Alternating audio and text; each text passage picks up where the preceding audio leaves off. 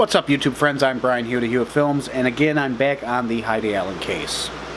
So back in 2014, Tanya Priest came forward to the Oswego police and told them that Heidi Allen was kidnapped by 3 other people, and that a guy named James Steen confessed to her about bringing her to a garage on Rice Road, killing her, dragging her across the road into a cabin, and burying her in the floorboards back in 1994. The Oswego police went and they searched. They even brought a helicopter out, supposedly, and checked the area to see if there was a cabin in the area. The sheriff went on TV and said, "There was no cabin. There never was a cabin." Surprise! There was a cabin, and guess what? What was more spooky about it was when Lisa Peebles showed up with her team. Lisa Peebles is Gary Thibodeau's lawyer.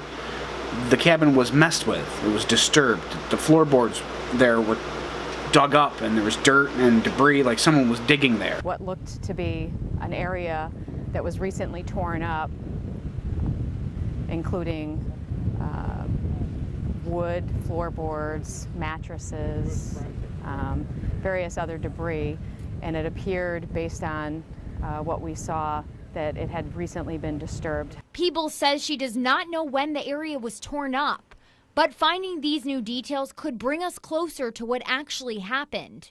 It really coincides with what Tanya Priest had originally told sheriff's investigators when she was interviewed about admissions made by an individual named James Steen as to what they did with Heidi Allen. That has never really been explained, and maybe I missed it in an article or a news video clip or something like that, but they never really said who was digging there and why the hell they were digging there.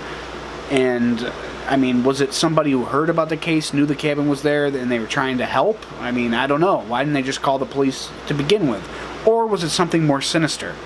They brought in cadaver dogs, and the cadaver dogs, well, watch this video, see what the trainer said. So after I released him with his search command, he started ranging out and made a couple of passes through the area. And on one pass by a large tree, he suddenly stopped, turned around 180 degrees, went back to the tree with his head held high, and his sniffing pattern had changed. He was sniffing up the trunk, then he sniffed down below the trunk, down to the area which was part of the flattened dirt area. He continued to move along the dirt, sniffing very intensely, pawing at it a little bit, and he moved northward along this entire area of dirt, very intense.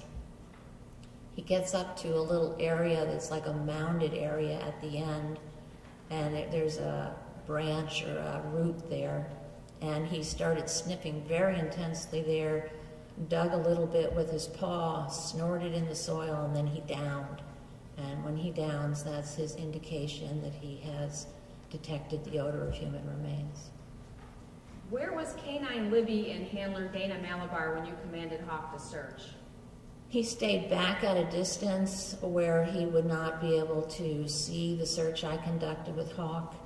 The purpose of this was so that Dana would not be biased by having observed what Hawk was doing. Now, please explain the difference between an alert versus, as you just testified, an indication. An alert is a change in the dog's natural behaviors that are clearly visible as they're searching for odor and they come into odor. These changes can include the changes in the dog's speed and direction, changes in the dog's posture and body carriage, and importantly, changes in the dog's sniffing pattern.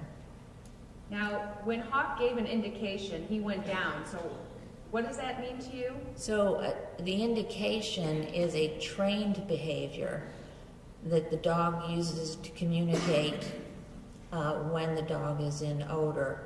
And for cadaver dogs, the trained indication is frequently a sit or a down.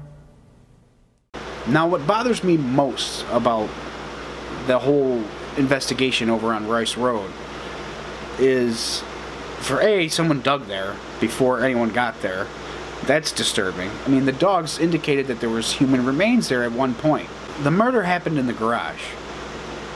So if the murder happened in the garage, I'm not a cop. I'm not a police investigator. I'm not a crime investigator. I have watched those shows on TV, and they usually go to the murder location. Wouldn't that make sense? Why didn't they go over to the garage and spray luminol? Because if these guys brought Heidi Allen in the cabin and beat her with whatever they could find in the garage, like James Steen told Tanya Priest, then there would be blood splatter. Why weren't the police in there with luminol and ultraviolet lights and things like that? Why didn't they do an investigation in the garage? Doesn't make much sense to me. Why'd they spend all their time in this broken down cabin where they sort of did get evidence with the cadaver dogs, but they did nothing in the garage? Then again, these are the same people who said there was no cabin, never was a cabin. So maybe there was no garage, never was a garage, even though it's sitting right there in front of you. I'm Brian Hewitt of Hewitt Films. If you like this video, leave a like, leave a comment, more to come. Thank you.